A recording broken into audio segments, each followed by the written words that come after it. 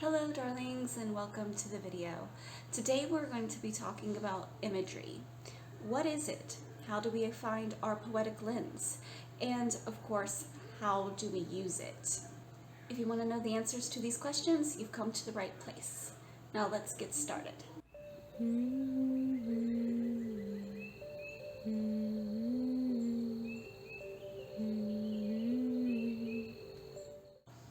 What is imagery?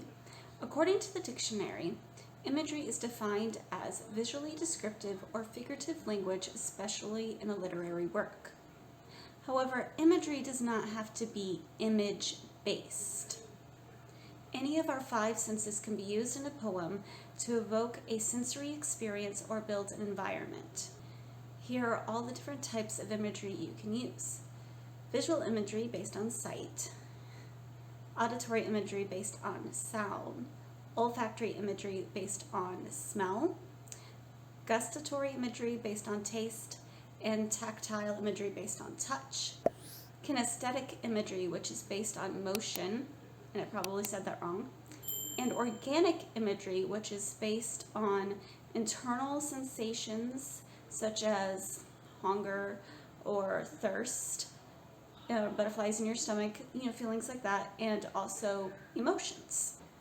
So I'm going to give you an example of each type of imagery used in a poem. After Apple Picking by Robert Frost.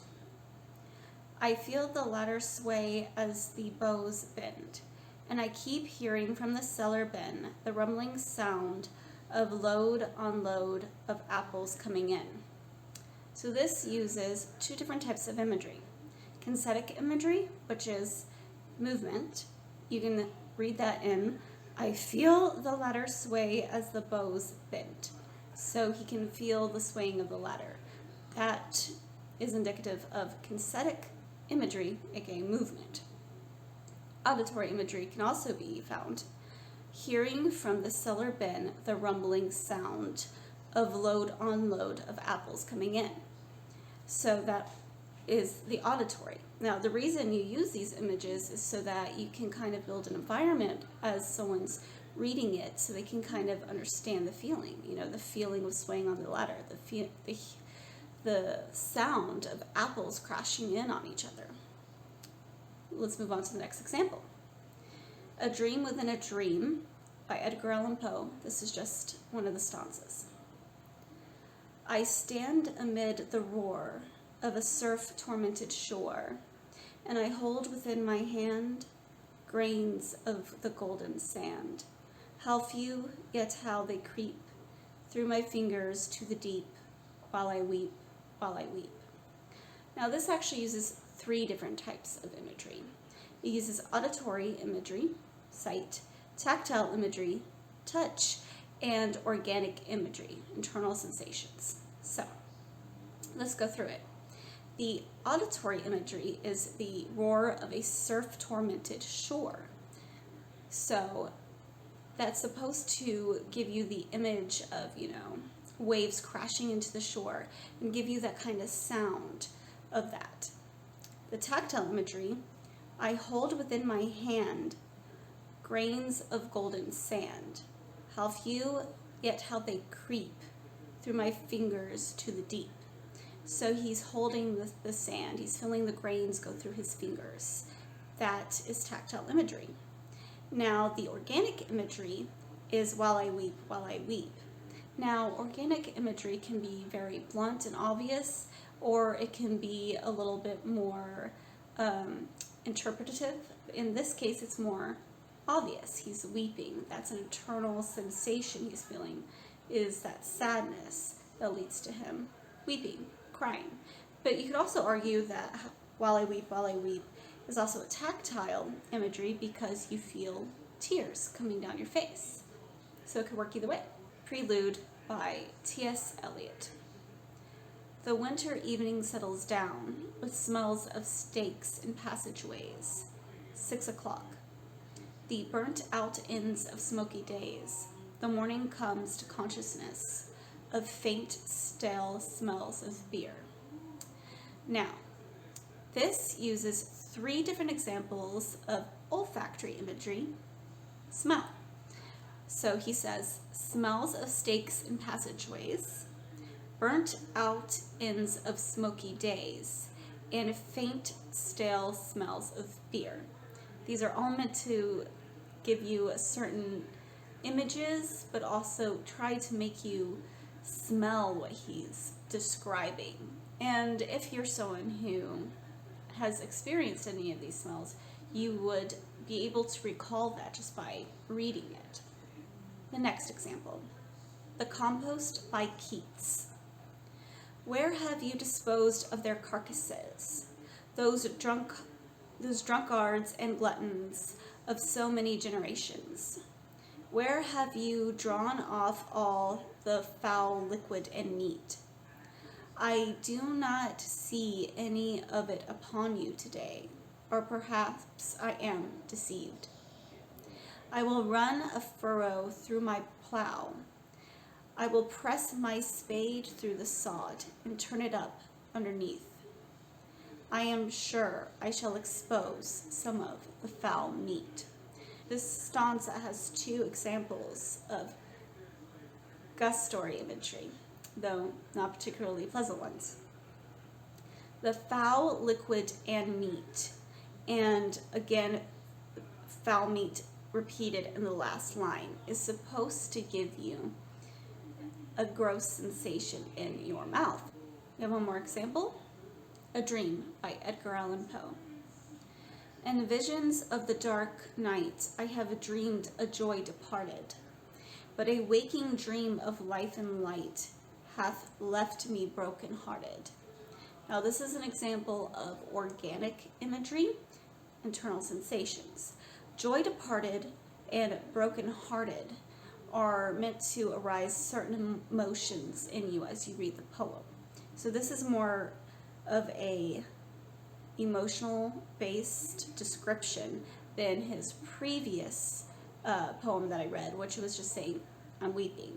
This one is kind of digging more into the emotional aspect of organic imagery. How do you find your poetic lens? A poetic lens is the viewfinder a poet experiences the world through. Your body, your memories, the things you love and hate.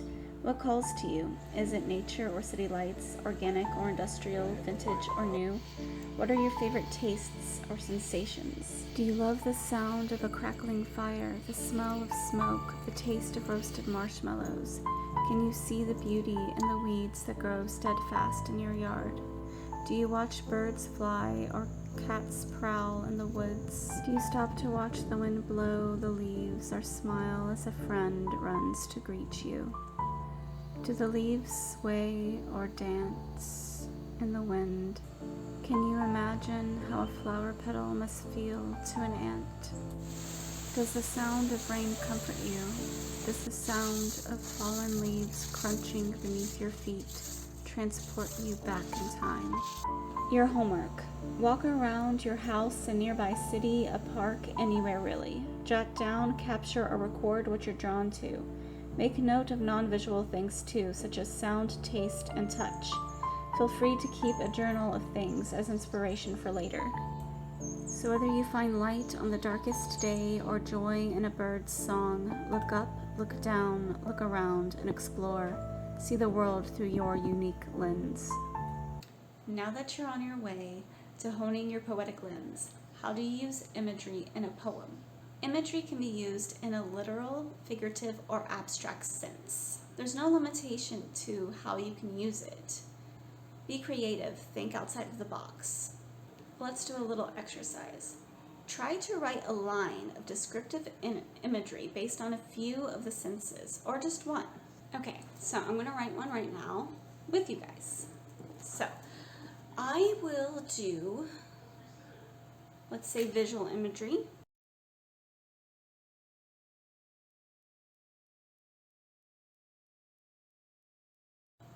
Okay. The corner of her almond eyes glisten with fresh dew. So, let's discuss how this is visual imagery. So, we're talking about corner. That automatically gives you an image. almond eyes. Now you could either think almond as in color or almond as in shape. That's up to interpretation to the reader. Glisten, so you know that it is shimmering. With fresh dew. Dew, you know, to be little drops of water produced overnight that's there every morning. So you could see this as tears, or you could see this as wise watering, or a number of things. Once again, that's up to the reader. So that is a quick line I just wrote of descriptive imagery. Now, you don't have to feel pressure for it to be right the first time. I may edit this for a poem several times before I decide I'm happy with it. So just write first and worry about perfecting later. That's very important. You don't want to avoid writing because you're worried it's not going to be perfect. Just write it down and edit it later. That's what you need to do. Well, darlings, that's it for today's video. As always, I will be posting my Poetry 101 videos every other week for the time being. Next time, we'll be tackling our first poetic form, the haiku. We'll be learning the history of it and how to write it. Thank you so much for spending your time with me and taking an interest in poetry. If you liked this video, please remember to like, subscribe, and ring the bell to get notifications. Don't forget to tippity tap in the comments below to tell me what you thought of this video and what you would like to see in this series. If you made it this far, please pick up your bonus points here. And remember, always rise from your ashes, darlings. Until next time, bye. The next. How do you use poetry in a poem? That's no.